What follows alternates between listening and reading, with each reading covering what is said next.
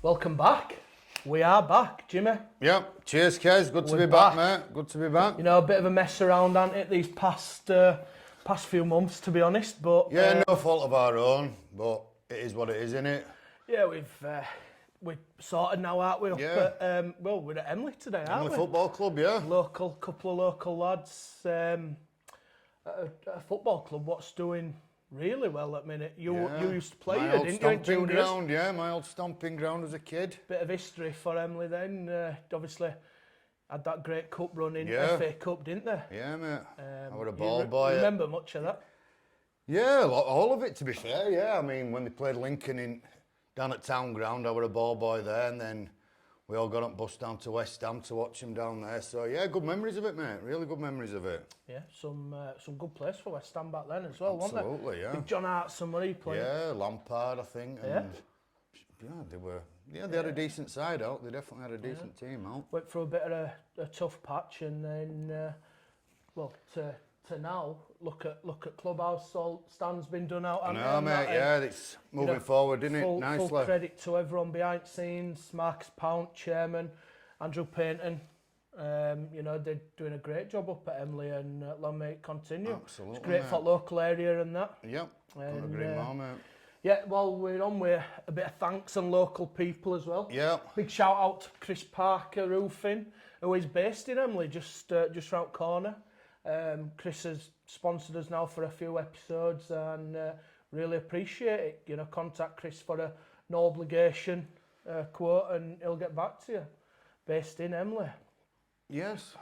So, what better way to have a guest back now, you know, from us coming back, than one, a lad who we've known for a lot of years now. Yeah. Charlie Manby, massive, staggering. Yeah, absolutely it's staggering. It's not really unexpected from us, is it? We've known how good he's been for years. We've seen him progress. Absolutely, yeah. I mean, listen, you see a good player, don't you? And you think, oh, he's got it. But, you know, there's always that bit of doubt. Can they take that next step? And, well, Charlie's done it, man. You know, and he's smashing it at a minute. So we're appreciative that he's come on with us. Twisted his arm a bit, but we got him here eventually. Perks of it and that. But, yeah, great to have him on with us. Yeah, it'd be nice to pick his brain about everything. So, yeah, definitely man at the minute with his world's run, but we'll get into that with him. Absolutely, yeah. So we'll get him in. Let's get him in, man, yeah. Charlie, welcome to In the Madhouse.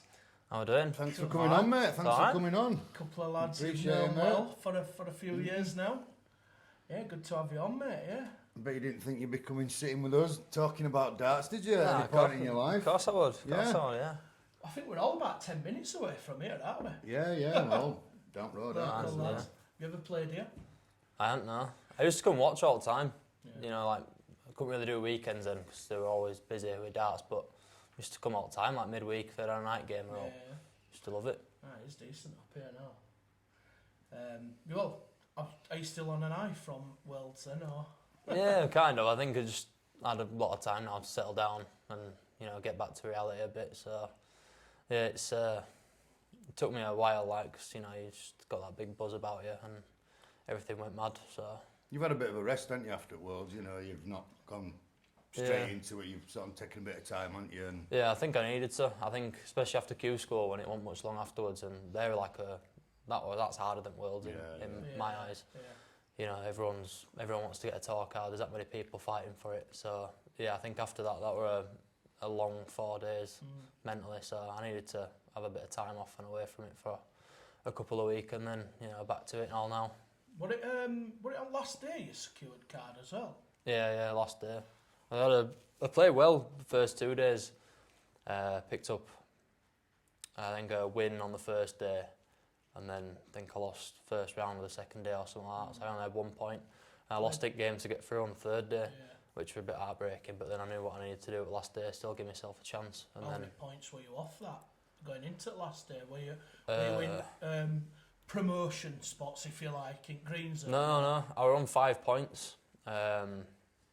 I think going into the last day, and I didn't know I'd won it, but I won it when I beat Steve Beaton in I think it was the quarters or last 16. But I didn't know. The only time I knew when cameramen came over and started filming me, and I knew it meant something to either of us, and I knew I was higher than him. So good what you've cancelled it all out then as well, innit? You know, like say you've just said there what you didn't really know you were on for it. Well, so, yeah. You're more like that. I mean, that's your game, innit? You just business, get on, you know, get a job done and then see what happens after that. Yeah, that's what you have to do though in darts. I think people look into it too much and, you know, start thinking about stuff too much and, you know, it don't go their way. I think that's where people struggle and then it goes downhill. Yeah, I agree, man, yeah. Well, we'll get back on to nowadays and that and, you know, how well you're doing at minute and that, but let's take it right back to the beginning. It's not going to be that long for you because you're not that old, but talk us through what it was like, you know, local lad in Flockton. What was that like growing up? What other, you know, obviously darts is predominantly now what you're doing all the time, but talk us through like playing for Flockton, just growing up in you know, general, like before darts, what we did before darts as a kid. Just all sorts really. I enjoyed sport. I played cricket and football from a young age and, you know, I enjoyed both of them. Played just locally. Managed to get into like Huddersfield at cricket when I was about 13 or something, but darts were like just coming in at that point for me really, like sort of pushing on a bit further. Football were just look, I just enjoyed playing with my mates. It was just one of them things. I never played in a team where I didn't know anyone and, you know, wanted to take it seriously. I think it was just more of kept it local. In what area, like you just got to enjoy them 90 minutes on the field with your mates, haven't you? And just that's what I did. And then darts sort of kicked in around 12-year-old. Played in that Tuesday night league, didn't I? City Club with you two. Yeah, what Jakes used to. That was probably like the first sort of league. Played in Wakefield Road League on Thursdays when I was a bit younger, but like competitively where you're paying money into a league, like an individuals league. That was like the first one, and from there really just sort of kicked on, did local comps and stuff like that, and just carried on going. I remember that Tuesday league. Brilliant setup. Yeah, brilliant setup. You know, Pete, it's somewhat what Pete Jakes always wanted to. You know, did well, wasn't it? Individuals very, league, very well organised. Loved a spreadsheet. Loved a spreadsheet. And probably last time I beat him, we're playing in that as well, you know. Likewise, so, likewise. Not when he was about 10 though. Yeah, he might have been a bit I think when he was 12, I think that's when he started beating everyone. Yeah. So moving away from, you know, that, so you said, you know, 12-year-old, you started getting into darts more. You know, I mean, I know you've been asked this before, but your father won it. Yeah. Who, you know, sort of predominantly, yeah. It was just, you know, I used to play football on a Saturday, and afterwards you just always end up in club, working men's at Flockton, and you just end up playing. And a few lads liked playing, and I sort of played with them. And then we used to go in like Sunday afternoons for 3-4 hours, and just ended up playing with all my dad's mates, and you know, Kieran and you know, Sam used to come up, even Jakes used to come up then, and you know, got to a point where I did actually realise that I can chuck, and I never used to be able to get anywhere near them, and then you know, all of a sudden you start nicking legs off them, and then you start winning games, and because dad's a decent player as well, you see, so that were always something to aim for, wasn't it, beating your dad? Yeah, it was. I think during lockdown so I'd have been 14, something like that, 15, and I think it was good at the start because you always had a practice partner. Yeah. So you had nothing to do, but me and my dad just used to play darts all the time. So it sort of kicked us on both a bit really, and then you know it died off a bit to end, and you know I struggled because it was sort of like restrictions got eased, so you could go out and go do stuff with your mates and back playing football and all that sort of stuff. Darts took a bit of a back step there then. Probably, yeah. Not for long and not a big one, but I think it did. I remember going to an England event straight after lockdown, and I remember not getting out of group, and it was just hard, and it felt like. So during lockdown, were you playing online tournaments? Yeah, I did a few online tournaments, and but you know how boring it is practicing on your own, don't you? So having my dad there when you can sort of, he's got no excuse. If you want to chuck, you can have a chuck. You're not doing anything else. So he just used to chuck, and we did hours to be fair, and just used to play all the time. But yeah, I think we did it for like the first 2-3 months, and then, you know, I sort of didn't pick a dart up then for a month after that, or going up to end of lockdown and coming back out and started playing football again and enjoying that and cricket again. And it took a back step, and I still enjoyed playing, but it was more like competitively, you know, doing it before when I was going into lockdown at such a high, and then coming out of lockdown and you can't keep that level. Yeah. It were a step back, but you know, everyone has them in darts, don't you? You have to overcome them, either which way it is. So. Took a big effect on all the area as well, lockdown, I think. Yeah. So, I think quite a lot of, you know, pubs and clubs and the leagues, they took like a big effect on that. I think Huddersfield League stopped. Or, Kirkburton League stopped, didn't it? Denbydale, you know, they... I think that, well, you've just and they've never come back, have they? They've never never come back, that's three the thing. big leagues with a lot of teams, and then obviously, you know, a lot of pubs around the area, and that started shutting down. And I think, you know, we Individuals League now, Tadders, he put one on in Huddersfield, didn't he? Darts is more of an individual sport now, though, as well. Yeah, isn't it? You know, your team games aren't as big as what they used to be back in the day. When I was first starting, all you did was play in a league with a team from a pub. Well, we never had a Welsh. It would always. I think team a lot leagues, to do with that. I think a lot to do with that is Dart Connect, mate. You know, because you can like save all your individual performances. It shows you your average and everything. And I think a lot of people, you know, just go on about averages all the time, don't they? And I'm not saying it's a bad thing, because everyone wants to better themselves, don't they? And that, and it's great for games. When you get to a point and you look at averages, and they are good to look at for guidelines and see if you've thrown well or you're not so good. But at the end of the day, if you've won a game averaging 70, then you'd take it. It doesn't matter how you win. You'd rather win a game with a 70 than lose with a 90. Well, let's be honest, if you're going and playing in a pub league, you shouldn't give a shit about your average. You just want to win a game, don't you? It don't make a difference what you're averaging in a pub league. But it's so easy to just bang a tablet on wall now. And everyone uses Dart Connect or whatever. And after every game, you can guarantee whether you've won or lost, you'll always look at the average. And if you come off, even when you've won, there'll be a lot of people going, oh, God, I was shit there. Exactly. Well, I've said this for years. I'm always being like, some folk will play a game, and or even like yourself looking at a game that someone's played, they'll look at the average before the result. Yeah. You know, and it's like... Yeah, they do. Well, they're good to look at for yourself, like I said, for guidelines, but I think that's it. I think there's bigger stats to look at than averages nowadays. Yeah, initially you want to win the game. Yeah, that's it, yeah. But it's nice to bang a 130 average in, but we'll get onto that. We'll get onto that later. So you did start playing at like 10 years old then, didn't you? What? You did say peaked, you know, the Individuals League and that. Were there any other leagues what you did start in? Was it the Wakefield Road League? What? That were your first league? Yeah, so I remember Kieran Evans was captain. And he'll love that shout. I know he will. He'll love that shout. And so he, I think we only had like 4 men one night, and so I'd never played a game. And sometimes he'd bring Jakesy, and Jakesy would come and play a game and whatnot. And I says, "Oh, who you got on last?" And he says, "Oh, don't worry, I've got someone coming." And he put my name down, and that was my first ever game. And I went 1-0 up on this bloke, and he left. He says, "Oh, sorry, mate, my taxi's here, I've got to go." They were first to 2. So then he left and just put me down for a win, and that was my first ever game, competitively. Nice. That was at Flockton Club? Yeah, that was at Flockton Club. I think it were in one at school holidays because my mum wouldn't allow me out that late when I was that young. So, yeah, it must have been in holidays. And, yeah, I went 1-0 up, and he turned around and shook my hand and said, "Sorry, mate, my taxi's here, I've got to go." And I think my dad supped his pint and all.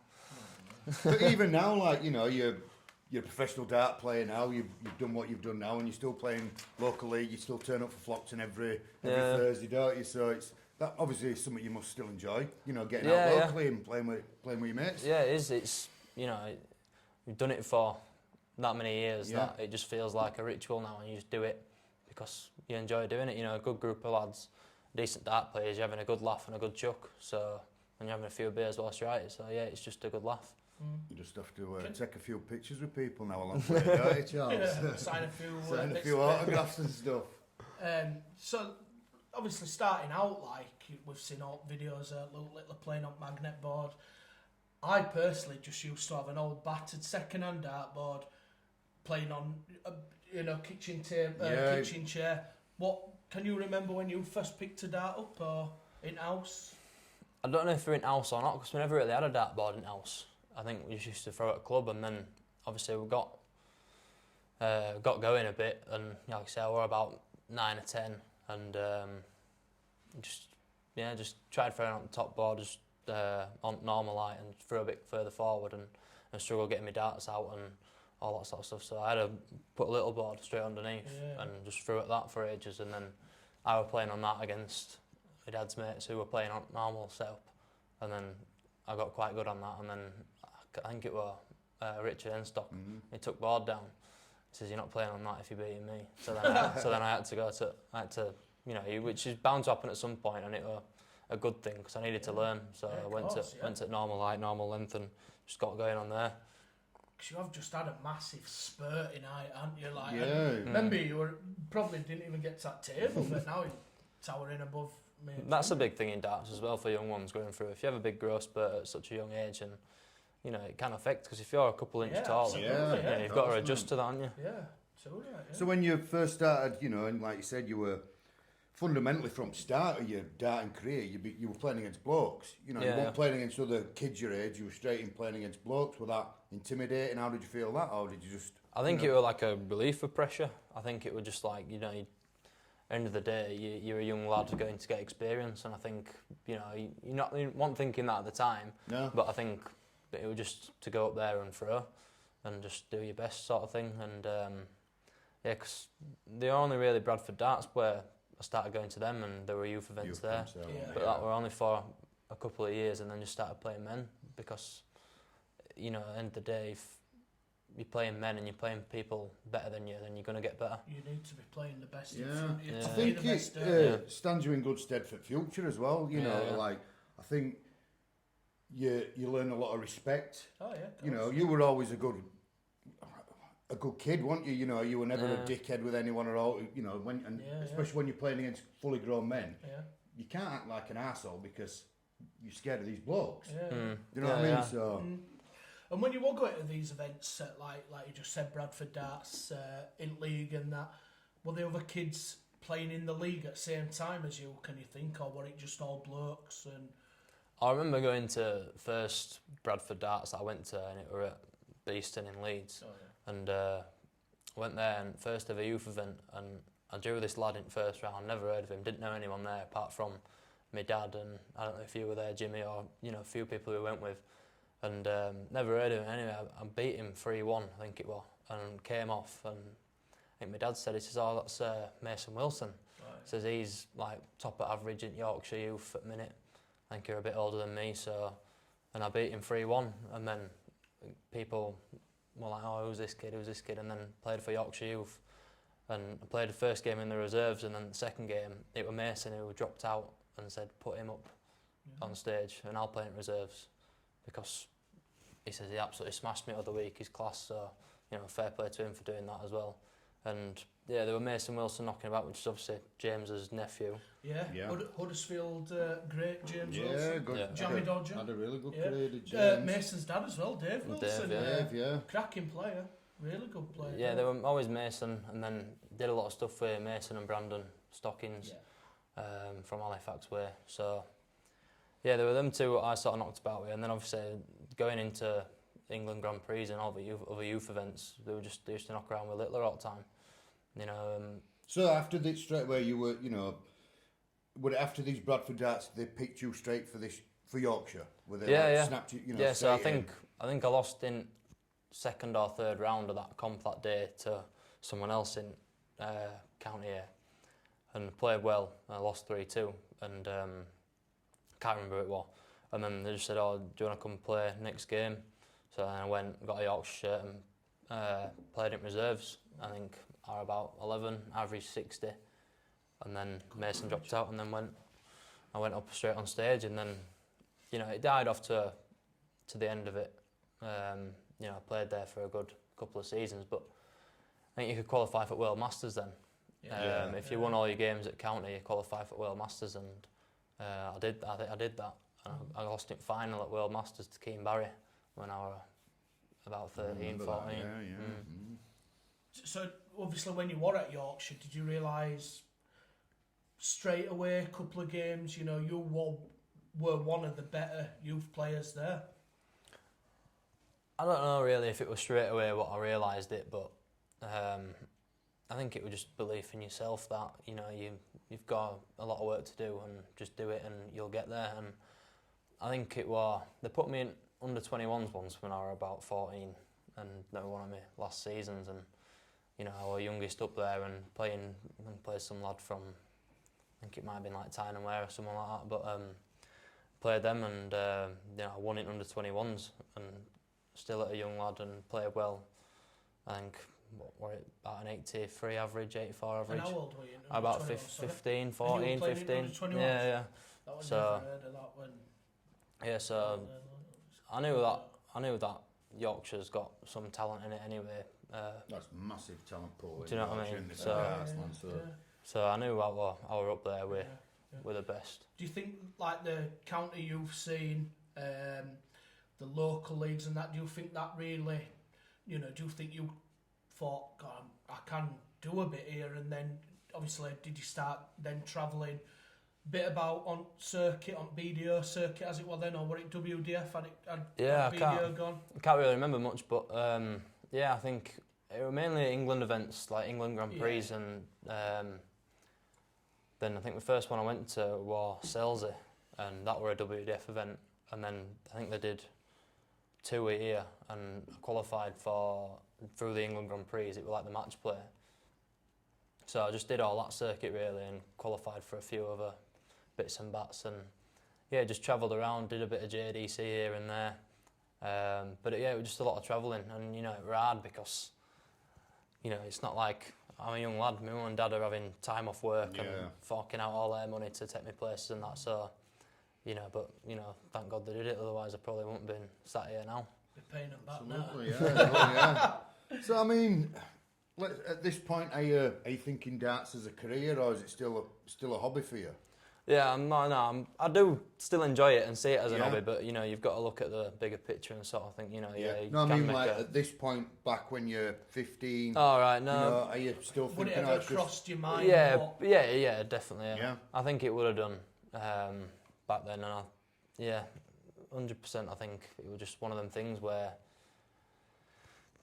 you just needed to do the work and, you know, put the time and effort in. You know, you get out in this game what you put in. I mean, everyone knows how good they are. You know when you're getting better yourself, don't you? And you know, is this when you think, right, I can push on a bit here and, you know, move it on to the next level? Yeah, I think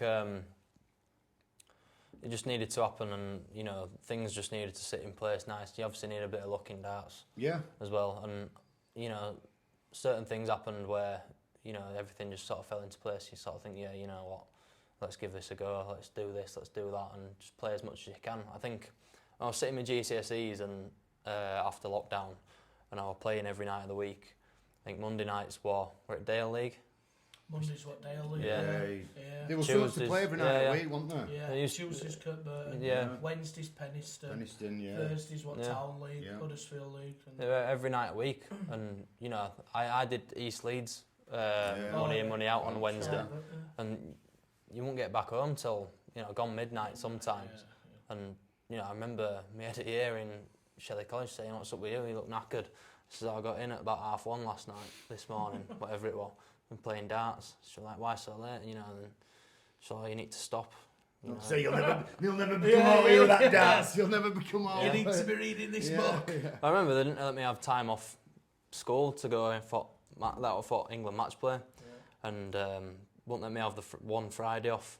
So my mum went in for a meeting and she says, "Oh, it's unauthorised." My mum says, "Well, he's going either way."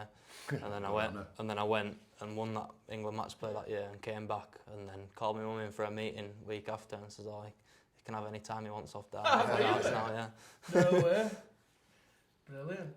So while you are going away to like BDO comps and that, or WDF as it is, play for Yorkshire Youth, obviously. You were going round winning tournaments, you were doing really well in youth circuit and that, you were winning comps. Is that when Pete Senior came knocking? Or you know, how did that come about, getting called up for Yorkshire Seniors? I know you won a long time there. I think you only played. I played one once. game. Did you Played only once, play yeah. one? Did you? Well, that's why we're going to bring on that. Like the county thing, just it never seemed to suit you kind of thing, did it? No, it wasn't for me, and it still ain't now. It's just one of them things, and I thought I'd give it a go and play, because back then I think county men's were a lot bigger than what it is now. It's only going downhill, I think. Yeah. It's a lot of rubbish. They've changed it all. Yeah. haven't they? Like, you can't get anywhere. There's no more steps forward unless you want to play for England, which is fair enough. Yeah. But that's, in my eyes, I think if you want to play for England, fair enough, happy days. But that's not my way of doing it. No, you say you It was your route, it wasn't want- it? You no, didn't it want to want- go down that route. And which is fair enough. And you know, Pete Senior did come knocking once, and we're at home. Says we're short. Do you want to play? And I'm not one for being last resort. Do you know? No, what I I mean? get that as And well. that's what I felt like it was, and I didn't. You know, I was rumming an hour in for a bit, and whether I wanted to or I didn't, and I just said, you know what, why not?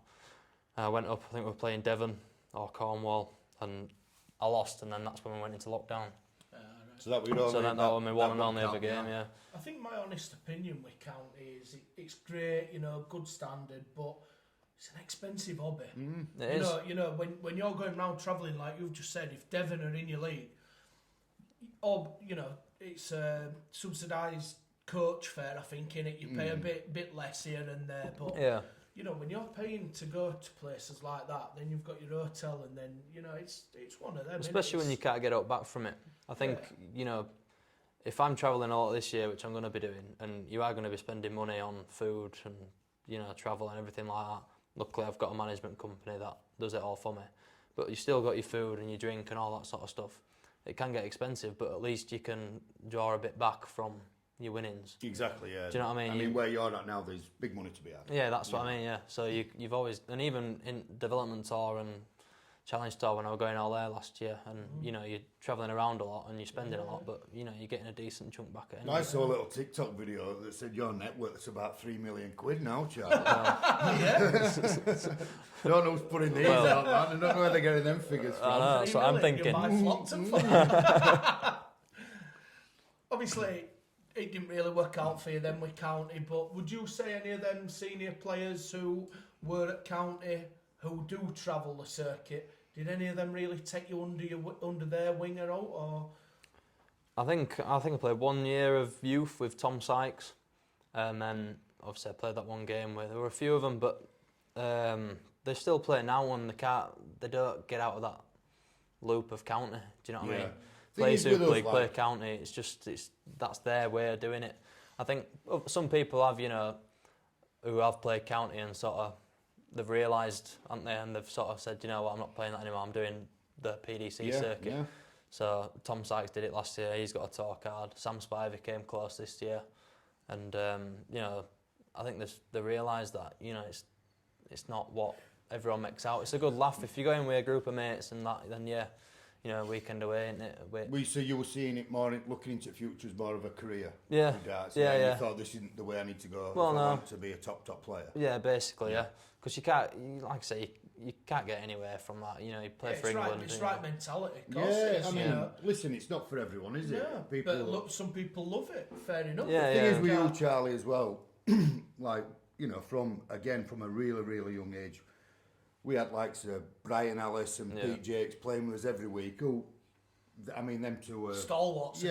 Stalwarts. And Pete, you know, had his stint on PDC, didn't he? But that must have been good for you, having players like that around you and playing against them week in, week out as well. Yeah, yeah. You know, darts is one of them things, isn't it, where I always say it's probably a third of it is ability, another third of it is your head, and another third of it is your backing and your people around you from when you first started. You know, if you surround yourself by the right people at a young age, like I did, I think I always had the right people around me, always giving you advice and what is it. So it were like, you know, it were a big part, and you know, sort of led me in the right direction, sort of thing. Yeah, 100%. Yeah, done well, Pete. And having to play against them guys at a young age, you know. Yeah. They were relentless Yeah. because they'd never They'd never give you out. yeah. No one would give you out, would That they? Tuesday league, what Pete set up, was absolutely brilliant. Yeah, for bang on, area. it would bang on. You know, everyone just, there was something for everyone, wasn't there? It were absolutely brilliant. Even coming into that, like, you know, when you first started, not going back to that, I won't dwell on it too much, but, you know, there come a point in that way, it wasn't long before you were man to beat in that. Yeah. You know, at I such think a it were young a age. couple of seasons where I think my dad won one of them. Yeah, that's right, yeah. Because Jake's had just got his tour card and my dad beat him in the final. And everyone were making a big thing saying my dad's a good player and that, whatever. Yeah. And a couple of seasons in that. Because you were playing top players every week. They were. Do you know what I mean? And everyone was Some giving you a players good in the run. league. So, you know, when you are travelling Europe and that, and like say, again, winning all these tournaments and that, that's when England came knocking then, yeah? Yeah. So How can't- did you get selected for England? Was it a table on order of merit, or...?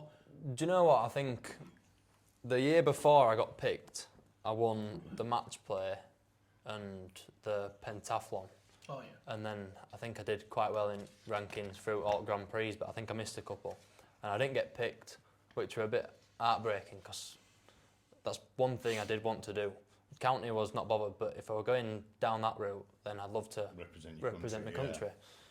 So I was a bit annoyed with the fact I didn't get picked the year before, and then the year after, that was when like I was getting back into darts a bit after lockdown, and you know started doing well on that. So you know I did get picked. I don't know if it was through the rankings or if it was through something else. I can't really remember, or if it was just a selection.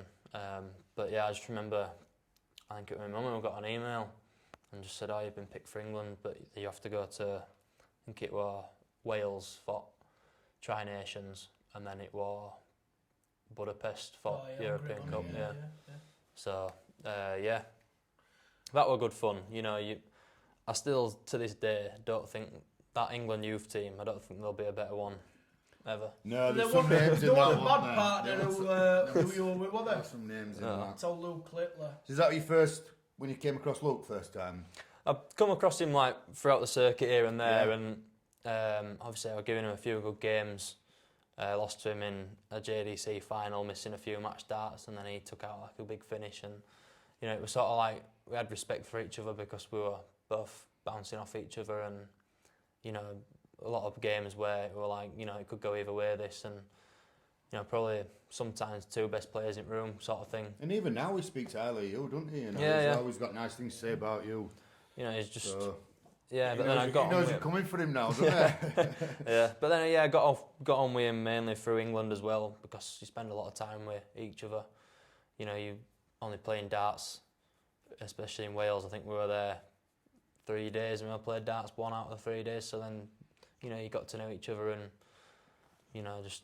I can remember that game. I watched it on YouTube actually when you and him played in Isle of Man Youth final. Yeah. You know, when you first met Luke Littler, did you just think, wow, what a talent? But he head and shoulders above everyone. Yeah, I think you could tell, like, in that Isle of Man final that you just mentioned, I think I went 1-0 up and it was first to 5, and then it's almost like he can just turn it on like that, and then all of a sudden he's just smashed you 5-1. And I think he always had that ability to do that. And, you know, other players can do it. You do see it, don't you? Yeah, They can just turn it on all of a sudden. But, you know, to do it from a young age like that where, you know, you sort of think, you know, you're under cosh a bit here and, you know... When you are representing England as well, you know, is that when you thought to yourself, you know, you're winning for your country here, you are one of the best youths in the country. Surely we're going through your head at points there thinking, do you know what, I can see myself doing it full time and I can see myself on that biggest stage at Ali Pali. Yeah, I think you had to do because you always got to have that self-belief, haven't you, as well? So, yeah, I think it was one of them things that got me to a card this year, and then the year before, I think it was just going for the first time and realise how hard it actually is.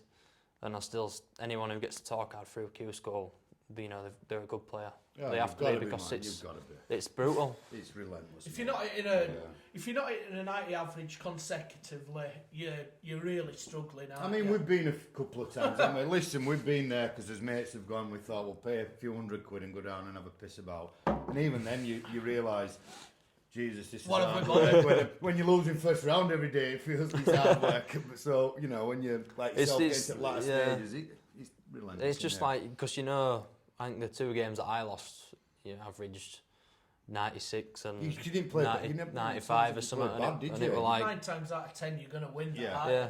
It's just one of them things. It's so like cruel and heartbreaking, you know, because if you can't get over the line averaging 96, you know, it's hard work. You know, they've played well against you, or done right things at the right time, and you haven't done much wrong. I feel as well with you, Charlie. Even, you know, seeing as you're playing as a kid, you've always had a good head. You know, like you were never one to throw a dummy out. I mean, we've seen you have a few, you know, tiffs here and there, but you were always kind of take 5 minutes and get back on it. Yeah, that were always your thing. And I think you're still like that now, aren't you? Yeah. You've got to be, because people always just say to me, if you are, you know, a bit annoyed after you lost or upset when you're a young lad, you know, it's a good thing in a way, because it shows. I don't mind it shows, doesn't it, how much it means to you. You know, you do see some people turn it place upside down. Which there's no need for stuff like that. I'm not saying you. I'm not looking at you. No, I wouldn't. No, but you know, you've seen. I'm thinking of someone else turning place upside down. Folk throwing stuff about, and we've all seen that. No, yeah, you have, haven't you? But you know, there's ways of doing it. So, you know, it was one of them things where you think you just gotta, you know, take yourself away if you need to take yourself away. You know, have 5-10 minutes, come back in, and act as if nothing's ever happened. You know, You know, you've lost, and you'll be like, right, you'll just take yourself off on his own outside. There were loads of times at Q School last year where I thought I were unlucky, and I'd just walk out and do a lap at stadium. Yeah. And then just come back in and I'd be fine. And then we'll give him another shout out. Kieran Evans is good at that. Taking himself off. Yeah, he just don't come back in. Yeah, exactly. Yeah, he's gone in the car. Right, Charlie, so, you know, we've covered your youth career. So then moving on, obviously you started working then. So you started building. Yeah. You started working for a local company. You know, a lad that you know, a good lad in Sam Booth. So, you know, tell us about working life. Yeah, so, like, coming to back end of school years, doing GCSEs and that, I'd never really had a clue what I wanted to do. So, I just thought, what's best for someone like me to, you know, crack on, who wants to crack on in darts and, you know, progress in that side of things, and, you know, what's best for me. So, I did have a word with Sam at one of them Tuesday nights with what Pete Jakes ran, and just got talking to him about it, and he says, I'll set you on if you want to do a bit of building work, and he were like convinced that we were going to last about a month, and that were it, and so we were having a laugh about that, and you know, met up with someone from college, Kirklees College, and did like a bit of an assessment thing with Sam, and just set me on as an apprentice, and just started straight from school, and I enjoyed it. You know, we were working with a good set of lads. It was Sam and his dad, and then Sam's brother, and then a couple of us at the time, and you know, a few labourers in between as well. And I qualified within 2 years for a level 3 brickie, whatever it was, and just. He speaks highly of it as a builder as well, Sam. Yeah, you know, I'm not bad. He said, you know, you're a good builder as well. Yeah, I think it was just like a few people, like, you know, especially nowadays, the young lads, they work shy, aren't they? You know, 100%. Scared of getting their hands dirty, aren't they? So, you know, it never really bothered me, and just sort of cracked on and earned a living. I think it's fair to say there as well. Sam's obviously, you know, part of the family, whatever now, but he gave you that chance while, you know, you just went up to him playing darts, but he then backed you as a dart player as well, didn't he? You know, Sam and Graham and the family, in fact, they give you a breakthrough chance, really. So that were it. I think it was a big thing, because there wasn't much on, because I think that year I didn't go to Q School, so I couldn't do Challenge Tour, but it was just Dev Tour and, you know, a few other WDF bits and stuff like that. So, you know, they helped me out. They just sort of said, you know, well, put your logo on your shirt, and we'll just pay you as normal for any days off work, which I thought were as good as any sponsorship deal you can probably get anyway, innit? So they both sort of knew, what would happen in the end. Yeah, and they had the belief, and they backed me all the way, and they're still backing me now. So and you had that nice warm cabin with board up, didn't yeah, you? I did, so yeah. You were never short of practice place, yeah. I wouldn't say it were warm, but yeah, it were. I had a dartboard on site, so if it were me and Sam most of the time, we wouldn't tell Graham, and we'd be nipping off every couple hours to play 1-2-1 or something in cabin. Let's give them a plug. What is it? GBV. What does that stand for? GBV. I don't think anyone knows. No, basically, he wanted Red's plate. What he bought was T7 GBV, and then so he wanted to change it and have T7V GB for Graham Booth, and then he got pulled over by cops and had to have GBV, and he was starting up a building firm, didn't know what to call it, so he thought I'll just call it GBV. Yes, No way. Yeah. I never knew that. GBV, Kurt Burton. Yeah. Best brickies around. Yeah, they looked after you, didn't they? Yeah. They're always good to you. And Yeah. even now, like say you were your partner now, which is Sam's daughter. Yeah. I think, Sam... How did you think about that when you got together? Yeah, you were alright. Nice. I think he loves it deep down. Yeah. But yeah, I think, the support that he's had for me over the past few years, and, someone who's not sort of done out in darts, let's say, he's done well. He's always been a good player, hasn't he? Graham they advised Graham played for Yorkshire. Yeah, I think he played a couple of games. I thought he played quite a few. I don't know.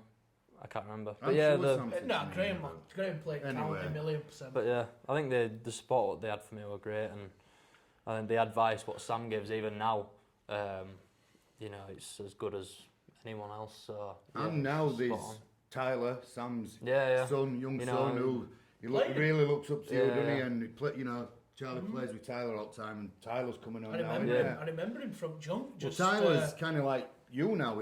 Tyler's just started playing in Wakefield Road League with us, hasn't he? And he's coming through as a real good player, isn't he? Yeah, I think I'll play with him on Monday. Just gone, and same as any other young kid. They get their head down, don't they? If they hit a bad score and whatnot, he's like that. But I think, like I was saying earlier about right people around you, and I don't think I'm a bad person for him to be around to get advice from that. To look up to. I always say to everyone, I think you're quite an old head on young shoulders.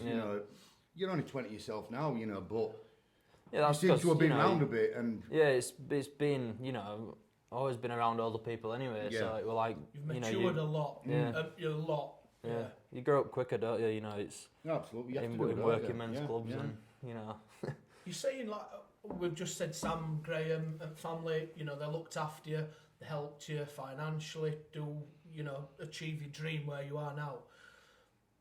I mean, I know myself as well as you. The people who don't have that backing and do want to, go to PDC and that. PDC development tour even. A lot of travelling about, young kids, they're not working, they might not be as fortunate to have the backing, but for you, they really did look after you, didn't they? Made that journey a lot more smoother for you, didn't they? I think there were loads of times where I played for England, this was before I even started working, and just like growing up with Sam and Jakesy and all them anyway, through darts. My dad didn't have enough holidays that I could get off work, and my mum had to apply because she works in a school, and probably won't get allowed anyway. So I just said to Sam, I said, fancy coming to Budapest with me, all flights paid for, hotel, playing darts for England. My dad can't make it, which he were gutted about, and he said, yeah, I'll sort you out, and he proper did, he came with me, looked after me, and almost missed flight on the way there, but you're just fortunate to have someone else other than your parents that can sort of back you and say, I'll sort you out. So that were always good for them. And now they are your second parents. Yeah. I say, man, you say being lucky, but you've always had good people around you, which is, I think that's a good thing. Help, yeah. Development tour is a great platform, a great stepping stone to make. I mean, we keep saying it, you are a prime example of how good the development tour is for players to bring on. What were it like when you went to your first ever development tour? You know, just walking through, what it Wigan at Robin Park where you went? What it, you know, Leicester or I think Milton it were Keynes? Barnsley. Oh, were it Metronome still, the new one? Yeah, that one. Then that was the final year. I think it must have been the year after lockdown where they did a UK one and a European one. So it were all the UK players that were there. Yeah. And did like one whole ranking tape at the end of it. But because I turned 16, I played in I think there were 6 then. So there were 2 Friday, 2 Saturday, 2 Sunday. Mm-hmm. And yeah, because I wasn't old enough to play the first 12, whatever they were. And then I was just old enough it was like back end of August. So I managed to get in the last 6, which I wasn't bothered about. It was just good experience because a young kid, and then I could do the full year again the year after where it all merged back into one. They are a big difference, aren't they, development tours to a WDF BDO tournament. You know, it's silent in the room, isn't it? Yeah. You have a separate room for your practice room. But when you walk into that room, the boards are all on outside of the floor space out there. What were it like for you when when you walked in there and when you saw it all first hand? I imagine it'd have been quite a bloody hell, this is different. It's just so professional. It feels professional when you walk through doors. Yeah, it's like any PDC event, it just feels professional. I went to watch Q School when I was about 14 with my dad. I think it was that year Jakesy got it the final time. And I went a couple of days then, and that were at Wigan. So I sort of knew the setup, but obviously I wasn't allowed to play, and that, so we were just going to watch. So yeah, I knew the setup, but then obviously when you walk in, you sort of think, I'm going to be playing in here today, and sort of thing. It were a bit nerve-wracking at times, but yeah, it's just so professional, and like you say, it's silent. You got your markers and your own little booth, so you can sort of get in the zone where. There's no ear to distract me, and you just play darts. And just to put into context with like the BDO WDF, say like for Isle of Man for instance, you're playing there on one of end boards, you've got a speaker next to you, and then you've got like Rab Butler screaming down microphone, "You have been exterminated!" I think it's a big thing that like played on PDC now since I was 16 with Development Tour, Challenge Tour and all that sort of carry on, and I went to Brid in last year, September, whenever it was. And I'm gonna try and be as nice as I can, but I'm losing to players that I should never lose to. And it's as simple as that. And whether it's the mindset, the setup, or whatever it was, but like you say, it's just not professional. You've got boards that wide where you have to walk past. Into you and back you when you're throwing. Like you say, you've got speakers next to you all around the room, and it's just. I think when you're in a professional environment, it brings the best out of you. Yeah, it does. Yeah, and that's the thing. If I played the people in that room in a professional environment, then I'd be winning British Open like last year and stuff like that. So when you first come onto development tour, what did you think of the standard? Were you like, oh God, there's some, were you a bit daunting? Did it feel a bit daunting, standard of players, or did you take to it straight away? Yeah, it kind of was. When you looked at the players in the room and to what they are now, it's like you say, it's a prime example of it does work, because players in that room who've been on tour are still on tour now and whatever. But yeah, I remember I got to the quarter-finals on one of the comps, and it was Conor Heenan who beat me 5-0. It had just gone up to first to 5 from first to 4 for quarter-finals. I lost 5-0, and then the following year I made 3 or 4 more quarter-finals and lost 5-0 in every single one of them, and it was like a mental blockage where I just can't get past the quarter-final. And it was just the quality in that room. It were good. But you knew you weren't. We always used to keep saying though, as soon as you get past that quarter-finals, you're going to win. It was a matter of time. Getting over that monkey off your back. Getting past that thing. That's it. It's one of the things, and like I say, when I did, got to a final, and then it was sort of like, there's only one more go now, isn't there? And that's winning one. So then when I won one, it was like a big relief where, I finished 4th in that development tour players takes there. some doing, by the way. Yeah, doesn't it? Absolutely, Do you know mate, what I mean? yeah. Players there are just unbelievable. You know what I mean? Who won that era then? Obviously yourself, Luke Littler, Jan Van Veen. Who else were on that? I remember getting a few beatings off Nico Springer and Wessel Nyman. Nyman, yeah, you were. So I remember it was one of the games where I'd only averaged 100 once ever in like a professional match, and played Wessel Nyman and I lost 4-3 and averaged like 106 or something, and he averaged like 110. Yeah. You were. But you were Josh relentless. Rock gave me an hiding once. He averaged 111 or something against me, beat me 4-1, and it was like, you know, So it's I think tough talking about still, wasn't it? ridiculous averages, I think it's a perfect opportunity to talk about that ridiculous 130 average that you're putting in that game. Yeah. So, listen, when you're playing and you're playing well, you know you're playing well. Did you have any idea that was those the numbers you were putting in? Not anywhere near that. No. No? I think it popped up. I don't know if it were that weekend or weekend before. It might have been Owen Bates or someone who averaged 120, and everyone was sort of making a big deal of that. And like when you're playing, you know you're playing well, don't you? But I had no idea. And I only sort of realised it were a big thing when obviously came off, shook his hand and saw the average and came back and I bet you're like, is that fucking right? but my dad were like, oh, well done, like as he normally is any other game, when we were 130, when we were 60, he'd still say well done, over the line, whatever. And I just remember going back to the table and I think it was Bo Greaves who turned around and says, is that real? I says, yeah, of course it's real. And she's like, are you sure? I'm like, yes. Like, I didn't realise. And then when I was like that, I was like, oh, it must be half decent this. And everyone kept coming up to me then and were like, oh, is it real? How have you done that? Blah, blah, blah. And then I was like, what's going on? What's going on here? I was down at World Seniors down there and I was watching on Dark Connect and I went, what the fuck is going on here, man? And yeah, and then I went outside as well. Just see this. I went outside and... ping, ping, yeah, ping, ping, but then my mum said, oh, can you ring me? So then I was like, yeah. So I rung her and someone walked outside as I were on phone to her and my mum was like, oh, that was good, wasn't it? Blah, blah, blah. And I was like, yeah. And then as I said that, someone walked outside on phone saying, someone's just hit 130 average in here. And I was like, what's going on here? I can't get away from this. And I didn't know how big of a thing it was until obviously PDC put like record-breaking average and so yeah, was that alt media? Yeah, with that 130 average, Charlie. I mean, you were doing bits before, weren't you? You know, but that literally put your name out there. That was probably the first thing, wasn't it?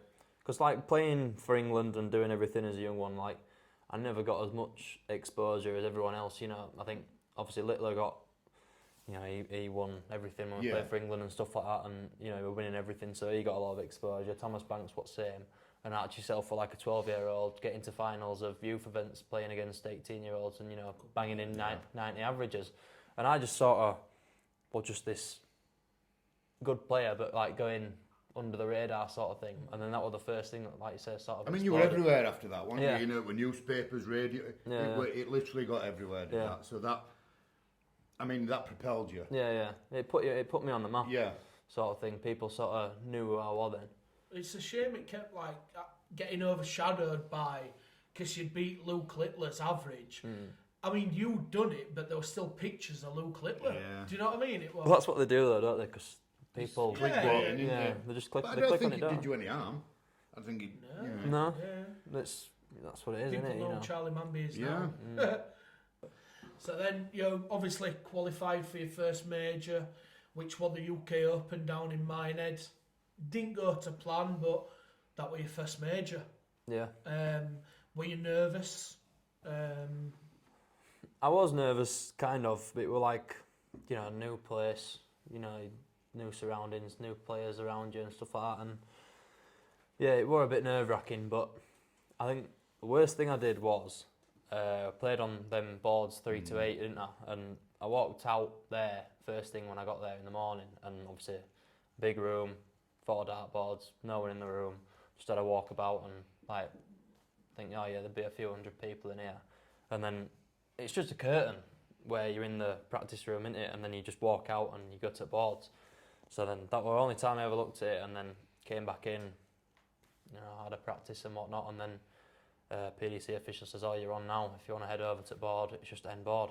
So then I opened Kurt and went out, and fucking, there must have been loads of people there. Thousands. Oh, thousands. No, Yeah. these were backboards, so... Yeah, but there's still thousands. Thousands, but there were loads around your board. And it was so loud. I mean, going into that, Charlie, you were still on that, you know, with Charlie Manby 130 average sort of thing. So there were all people watching, you know, of course, and you played Aidan Kirk. Do you think you underestimated him a bit, or because you didn't really know much about him going into it? No, I didn't. No, I thought I played well. I think because, you know, it was new to me, and all that sort of stuff. So yeah, I think I struggled with, you know, key moments in games. Yeah. You know, you were there, Jimmy. You know, I think it were about 6 darts at double 15, wasn't it, to go 5-3 up or something and throwing foot backs. And let's be honest, I mean, Aidan's beaten Phil Taylor. I was just going to say, it's a bit of a you know, he'd been there, done it, but...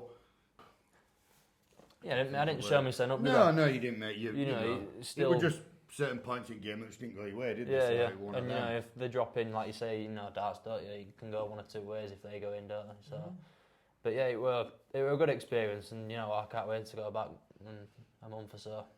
And when you lost, we had a good laugh after, didn't Yeah, we? we did, yeah. You know what, it's...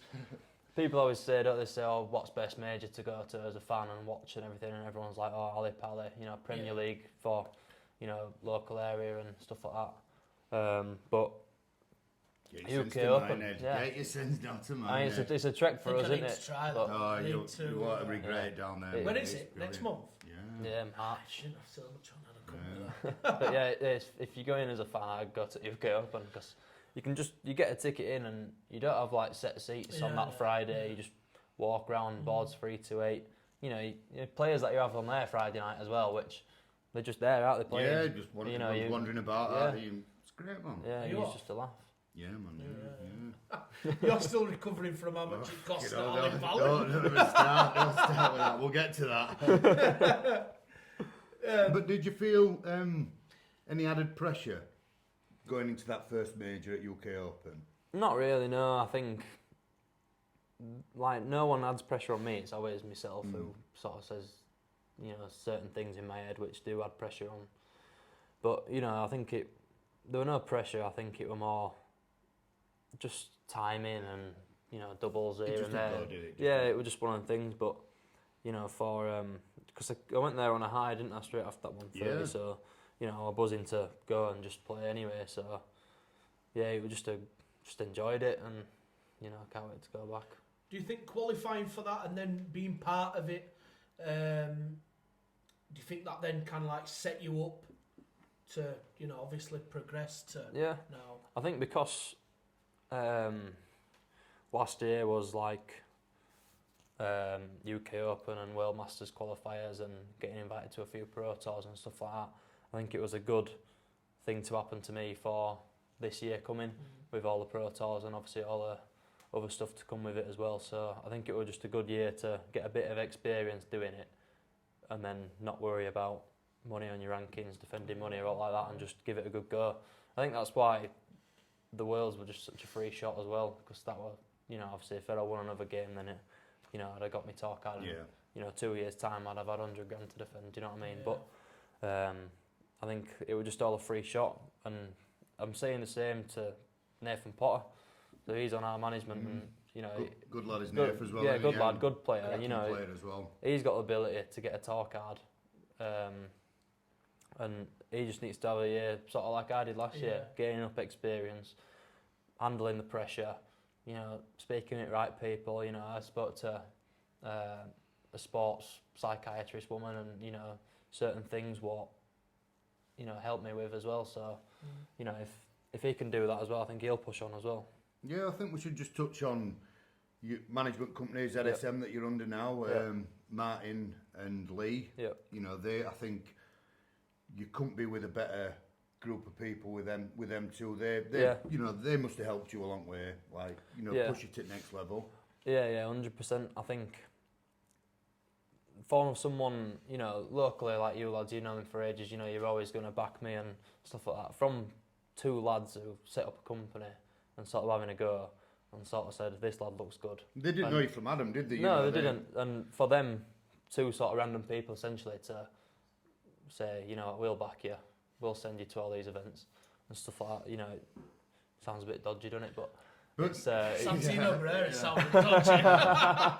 But yeah, you know, it's good to have backing from people that have seen you from the outside and, you know what you're capable of as well. So, yeah, well, they've pushed me on a long way, you know.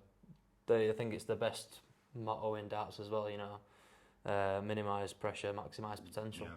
You know, like I said, and the good guys as well, aren't good they, top guys, yeah. They're Can't just do enough for anyone. Yeah, any of the Really players, good you know, guys. they're always the same. So keep a lookout for ZSM. Exhibitions, they're doing them everywhere now, aren't they, Charles? Exhibitions, all EFL stadiums. Royal Armoury's in Leeds, isn't it? Yeah. Next, it probably won't be out now when this comes out, but you're in Great Yarmouth next week, aren't you? Yeah, that's a at big Hemsby. weekend there. But yeah, Royal Armoury's a big one locally, so yeah. Anyone in Leeds around Yorkshire? It's a great venue. Some good players there. So obviously they are backing you now. They have done great. Sam Booth, Graham Booth, GBV. Got all the backing behind you now. You went to the UK Open. Didn't go your way. Bit of learning. And then you just, boom, Ali Pally. Yeah. Talk to us about that.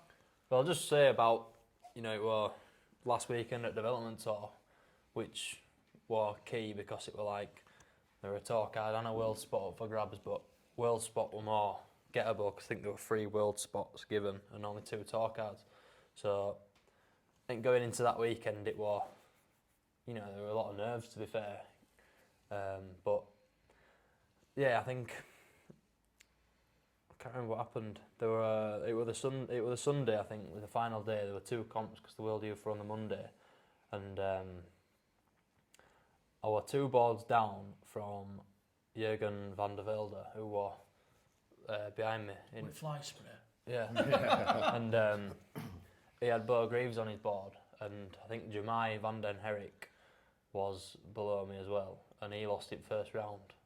So I was like, right, okay, yeah. So as long as Bo beat Jürgen in 2nd or 3rd round, then I knew I were in, and I were 2 boards down, and I was 1-0 up on this guy, and he wasn't great, like, and I wasn't really concentrated on the game, and I just kept looking over, and I think I was 1 or 2-0 up, and I'd seen Bo beat Jürgen, and then I knew I were in then, and then but at the same time I was like, you know, if just keep going in this because there was still that tour card. There were tour cards, yeah. And so I was just like keep going, and I remember winning that game like 4-1 or something, with about a 70 average, but it was besides the point. I knew I was guaranteed in then, and then I think someone said to us, oh, if you win this comp as well now, then you've got a tour card as well. So I was like, right, I'm like on a super high now, knowing I'm fully in the Worlds, and then needed to sort of come back down and, you know, win more games to try to get a tour card. So I think I lost to Bo in quarters at that event, but then the ESR, I think I about £800 off a tour card in end in rankings, but still 4th overall, and yeah, qualified for Worlds. So yeah, that were a bit, obviously, like you say, surreal. Yeah, but I mean, listen, if you'd have got them both, yeah, been, you know. But I got on both and anyway, didn't I? Well, yeah, exactly. But you know, that day qualifying for Worlds, you know, walking away from board, knowing you qualified for biggest tournament in darts. You know, you're going to play on the biggest stage there is to play on. What did that feel like? Yeah, that was. It was such a buzz. You know, it was. Everyone who ever picked up a dart and watched the Worlds wants to play on that stage, don't they? Yeah. And you know, it's knowing that you're gonna do. And I remember just going off and running straight up to my dad, who was just there past barrier, and giving him a big hug. So. Were you emotional then after out? Or, yeah, I wore a bit, and then our lads were there, and we went outside and had to calm down a bit because I was back on in 5-10 minutes. So came back in and, you know, back to business. But yeah, it was that feeling there was as good as any other one for winning games on the Worlds. Just knowing that it's going to be a debut, and you know, prize money had just gone up. You know, seeing money bags and stuff. So where did you watch the draw? I were at Modus, Champions Week, and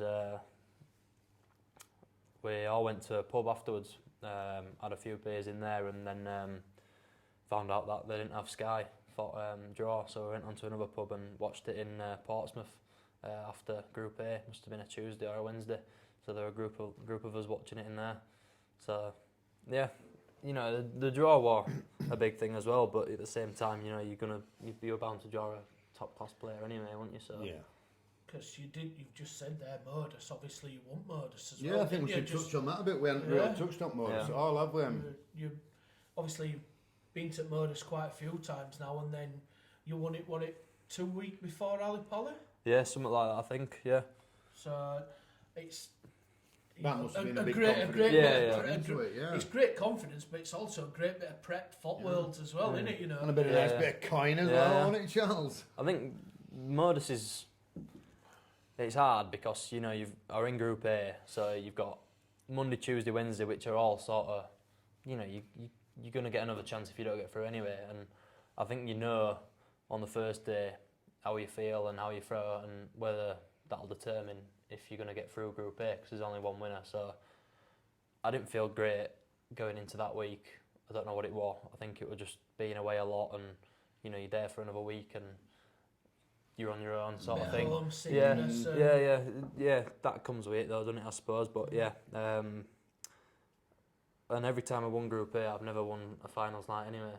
So in reality, you're always going into these your favourite. Every time you go into it, so there's a bit of added pressure. Yeah. So you know, I went into Group C in end, and you know, I just thought, you know, just get through that and make it to Saturday, and then, you know, anything can happen on a Saturday night, as I've known for the times before where I've been there. So yeah, and I think the biggest games were, I think the group stage were alright because I played Neil Duff first game, and if I won 4-0 I was through to semis, and I did, so like that were a big weight off my shoulder. Yeah, of course, yeah. And then semi-final with Derek Coulson, who I hadn't beat ever. Like all week he beat me Monday, Tuesday, Wednesday. Does that give you a bit of hunger to actually, you know? Yeah, I think you sort of know what you need to do as well, don't you? I think you'll be playing on his mind as well, you know. Yeah. And in that whole 12 weeks of that series, they want one person who won a week, who won Group A. They all came from Group B or Group C. So I think that might have been playing on his mind as well. Yeah, and I think he sort of knew it. And yeah, so they were a big thing beating him. And then obviously I'd only beat Tom once during week as well, and first to four as well. You know, you've got to think there's a lot of money riding on a best of 7 game of darts there, especially for anyone really, isn't it? You know, 25 grand or 7. So you know, it were a big thing, but you know, I think it was the highest ever average what there's been in a Champions League final, and you know, it needed to be because Tom played class as well. So what do you think? You know, I mean, I think Modus is brilliant. I think it don't get recognition it deserves. It's not a stepping stone. Yeah, I mean, I think it's done you brilliant playing down there. You know, it's good for older players, younger players. I think you know, everyone comes into that. Gives everyone else another chance, doesn't it? It's a platform for the amateur player to get that TV and that big stage. You know what I mean? Vibes. And financially, isn't it, really? I mean, like winning 25 grand can set a player up for a good couple of years at least. To some people, it's a really big chunk of money, and you know. Yeah, so do you feel that helped you with your career? Playing with Modus? 100%. I think I went down for the first time, missed a challenge tour for it, and then won Group C quite comfortably. And then, you know, Saturday night it were a big change. You know, never played there before in front of a bit of a crowd and whatnot. So yeah, it was knowing then after that what it were like. So then all I had to do was make Saturday again, and you know, I felt in my head that I'd be all right. So yeah, did it a few times and did a specials week there, a youth week, which that youth week was as good a standard as any other week anyway. Well, so we're playing on TV anyway, aren't they? Yeah, in that youth week, wasn't they? Yeah, so yeah, it's definitely not just me, but plenty of other young players as you know, it's kicked their game on and pushed them forward even further. Then if they hadn't have been on it, then you know, it might not have been where they are now. It couldn't have been any better prep for you to do that a week or two before Ali Pally, and then go in there. your expectations, personally, from what we were hearing, you know, round local and that, and I'm sure you were, Cameron Menzies is a winnable game, a really winnable game. A great player on his day, don't get me wrong, but you must have fancied yourself on, you know, I think I fancy myself against anyone. I think you said it a few times, Jimmy, where I think you said it against Littler in the World Youth final, in the World Youth Championship finals, and you said people were saying to you, you know, this would be an upset, wouldn't it? And you were like, no, it won't be, because we all know what he can do. And I think that was the same against Cammy.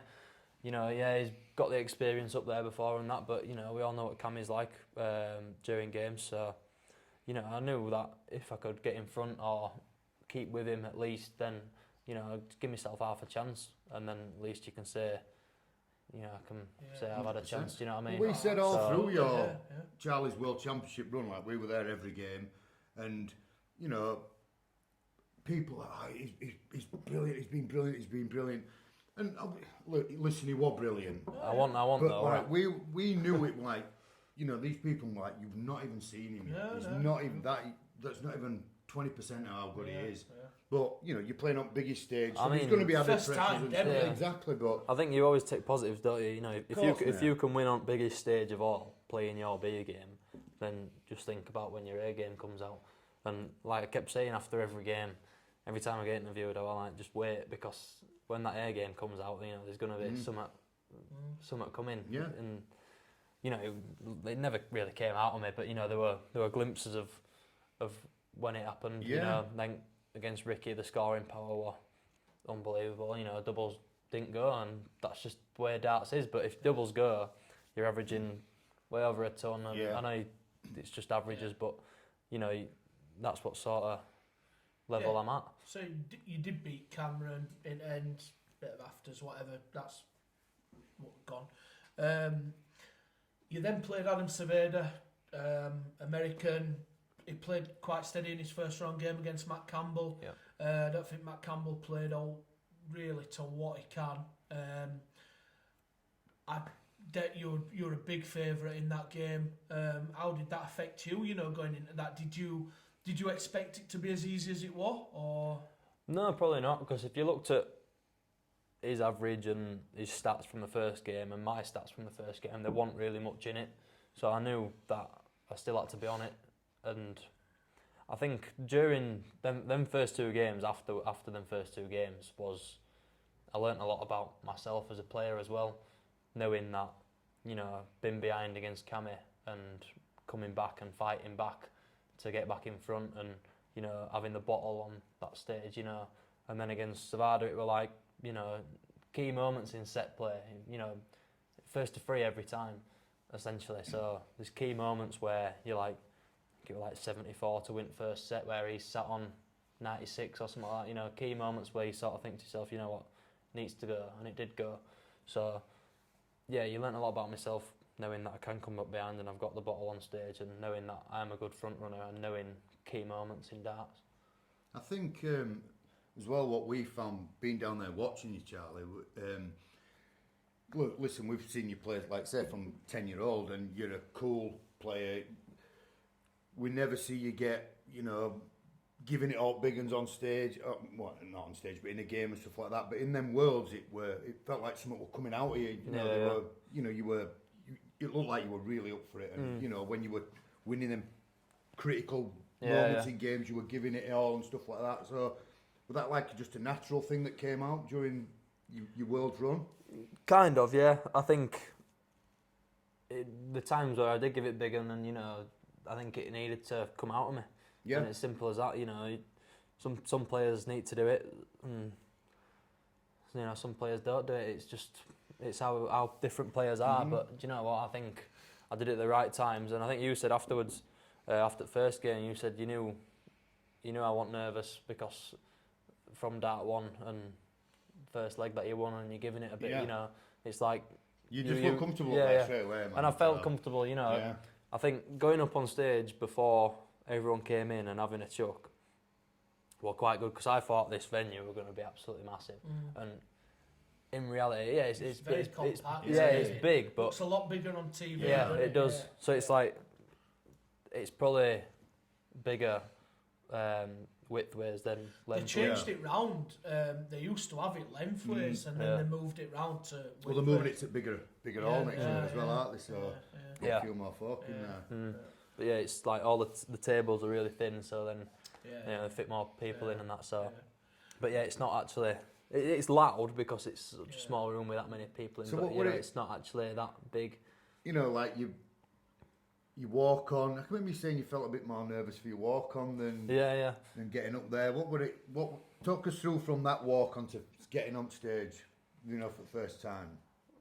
I don't remember it. No, I think the camera's just there in your face, and it just watching. I think because it was my first time, I didn't really know what was going on. I think it all happened really quick.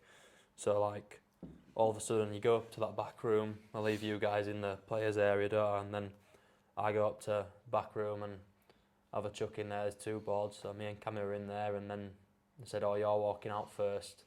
It's Cammy's off. He's won't bull. Your table's on right hand side." As you look to the crowd, so then they just says, "Oh, are you ready?" And I'm like, "Yeah." So then you just go out, walk to where walk on is, and then all of a sudden, Lewis Jones is calling your name out, and you just walk on, and you're there then. But yeah, I can't really remember a lot of it. I just know that it happened. that's it.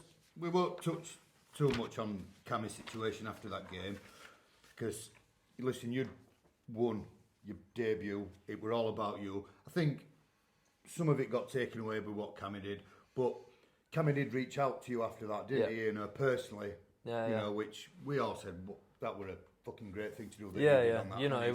He went round corners trying to get my number and contact me. So, and I've said this to loads of people. Because he took a lot of shit online. He did, and I said this all the time. Darts is a lonely sport. And, it's a lonely game. You're up on stage on your own, and football, you've got 10 other lads around you. You can hide behind other people. Yeah, that's what I mean. You're on your own there. It's all you. So, and it's just darts. And that's just the way it is, and people are like that. So, but yeah, fair play to him for reaching out to me. And he gave you a phone call. Yeah, didn't he? and spoke to you personally. Yeah, and he said to me, he says, it's not out against you.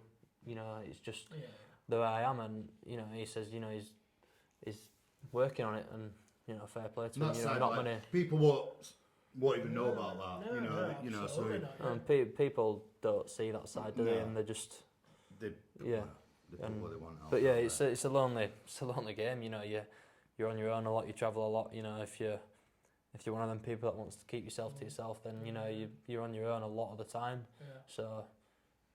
Mentally draining more than all else. Yeah. So obviously, you did finally fall to Jan van Veen, unreal talent. He's at his top in here at minute. What did you take from that game? Yeah, I think you take a lot from every game, don't you? And I think a loss, people take a lot more negatives, whereas I like to take positives as well as negatives. I'll be back stronger. Yeah, type of thing. But I'll go one further. You can easily turn the negatives into positives as well. First set, I think I was 2-1 up and missed a dart double 10 to take first set, and then he chipped out, and it's like, then I'm not getting a sniff. Then he's going out in 12 on his darts. I've got it at 9 darts. You were relentless at the start of every leg. You missed a few doubles as well. That's what I mean. It's just like the negatives were key doubles here and there, but it's like it could have been a different game, a different outcome massively. But that's it. Hindsight's a great thing, isn't it? That's what I mean. You never know, do you? But 1-0 down, 1-0 up, and then 2-0 up and one apiece is a big difference. 100%. You've had a lot of media now and that, and since your Worlds and that, and Charlie Manby's a household name now. Yeah. How different does darts feel to you now? I think it feels like the same, obviously, but I want it to feel the same. I think I just want to be a darts player. I don't want to be this famous star on TV. I want to be a darts player. It's the job essentially. Do you know what I mean? I think I just need to. I want to earn a living from it. Simple as that, really. And just keep darts the same as what I did It must before. be quite nice, though, like, you know, because I know for a fact there's a lot of young up-and-coming dart players that look up to you now, and, you know, everywhere we go now, kids are coming up to you wanting pictures and, you know, bits of advice and stuff. That, you know, that must be a nice feeling for you. Do you know You're what? still so young yourself, Charlie. So Yeah, I think it's good. It's a good touch. You know, there are a lot of the older people don't like the young ones coming through, or they didn't when I were coming through. You know, they used to set like no under 16s after 8 o'clock when league started at 1:15 and stuff like that. They didn't like you going in and embarrassing the best players. Yeah, but you know, for someone like me who, you know, people do look up to now, you know, it's a good thing that I'll be there always giving them advice and hopefully lead them in the right direction, because I've been in their position where, you know, they're coming through, wanting to come through and push through, do all the right things. So, you know, I've always got my advice to give to them because I've done it and been in their shoes. So on that, I'll just tell this little story about Charlie. This was only last week, so we went to a local comp. Me and another mate of ours, Jack. You were going to play in it, you weren't allowed to play in it, now you're a pro here. So anyway, he didn't have to come. He came and watched me and Jack play. Stayed all day, didn't you, with Tia? And there was this young kid there, only, what must have been 10-year-old or something like that. Anyway, we're playing in this comp and he'd lost a couple of games and he maybe lost every game or whatever it was. And it was me playing him next, wasn't it? Anyway, he was sat there. He was in tears, what lad, you know, crying his little eyes outside the corner. Anyway, Charlie took his own time, didn't you? Went over to him, you know, spoke to him. I don't know what he said to him, but, you know, I thought that just showed what kind of a guy you are. Yeah, you know, you'd seen this little kid crying, you know, and off his own back went over. Within a couple of minutes, kid were right as rain. And then I battered him 3-0 next game. No, that's class. No, that's mint, and you know you're doing great things at the minute, Charlie. We will start wrapping it up now, but we do have at every podcast a few quick fire questions. So, Jimmy. Yeah. So, favourite venue you've ever played in? It's got to be Ali Pally. Toughest opponent? You don't have to send me. It's got to be Littler, hasn't it? He's just relentless. This is the best leg you've ever thrown. I've You've never thrown a 9-darter in competition, have you? No, I've hit a 9-darter in like practice games, playing 501 with like my dad and Sam and whatnot. So, but best probably in a competitive match is a 10. 10, Who's been your biggest supporter behind the scene? There's been a few, to be fair. I've got to say my management, but then, you know, you've got my mum and dad as well, family and granddad, my girlfriend, and you know Sam as well. Sam's always been there. Jimmy's always been there, haven't you? You know, Jimmy's always been to, you know, watching them leisure centres and stuff. Yeah, I love it, man. Been coming to lovely side of Wigan. For me, Jimmy. I'm lucky one as well. I live my darting dream through my mates because I'm shite. But yeah, I think that's the side that I was saying earlier, where you know the backing that you have. You know, it's a big part of that, and I think I think I've got a good set of people around me. And what about you as a kid starting in darts? What dart player did you look up to? I think when I was first starting, it were always Phil Taylor winning everything, and then Michael Van Gerwen coming onto the scene and that. But I don't really know, to be fair. I always looked up to my dad.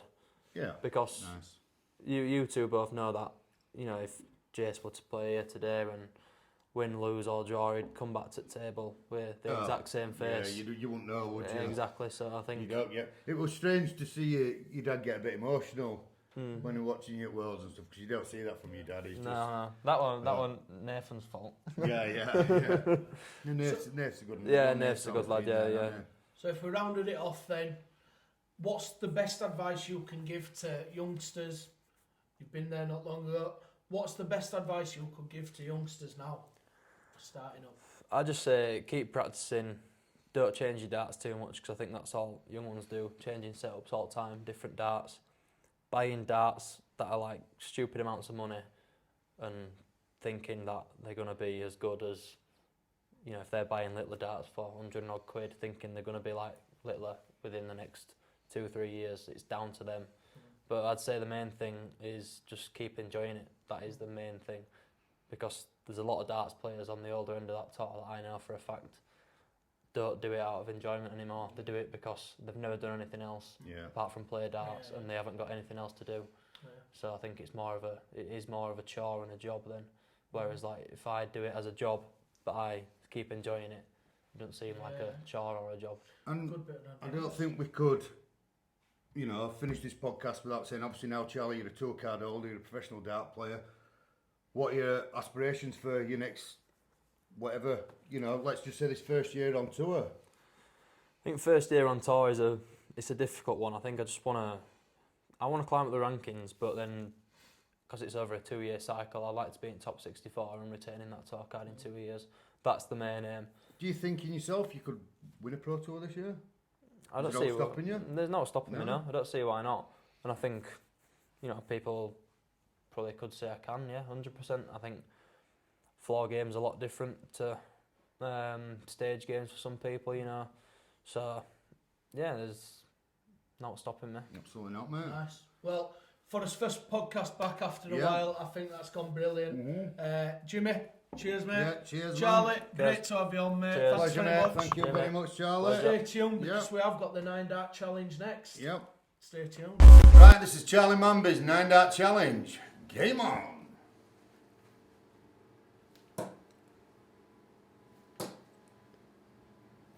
Ah. 70.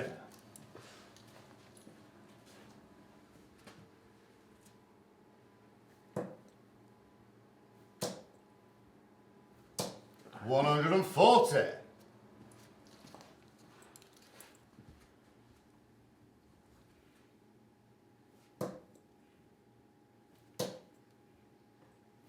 Yeah. 180. Charlie Manby scores 390. I think that just about puts you top there, Charles.